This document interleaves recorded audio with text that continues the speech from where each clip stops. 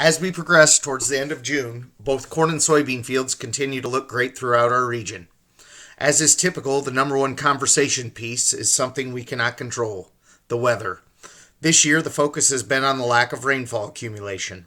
As you can see on the map, the USDA identified our area as being abnormally dry last Tuesday, the 14th, when they issued their weekly report.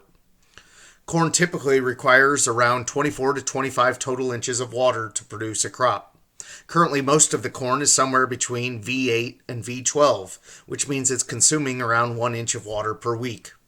As we approach the pollination stage of the corn development, the water consumption of corn will demand nearly 2.5 inches per week. Clearly, the soil does have the ability to hold water.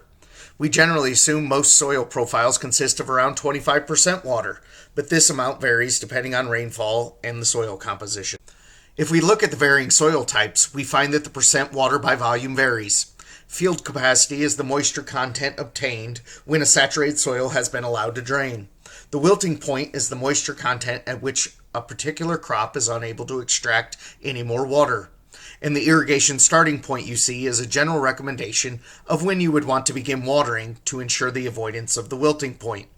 You could see that the water holding capacity difference between a clay soil and a sand soil is significant. The plant's ability to extract water from those soils is also considerably different. Using a soil moisture meter, I took measurements in 12 non-irrigated fields.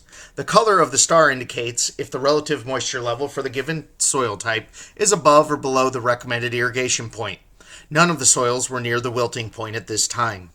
You will see the lowest measurement I found was north of Fair Oaks, Indiana, where they only received 0.15 inches earlier last week on some sandy loam soils that have a lower water holding capacity.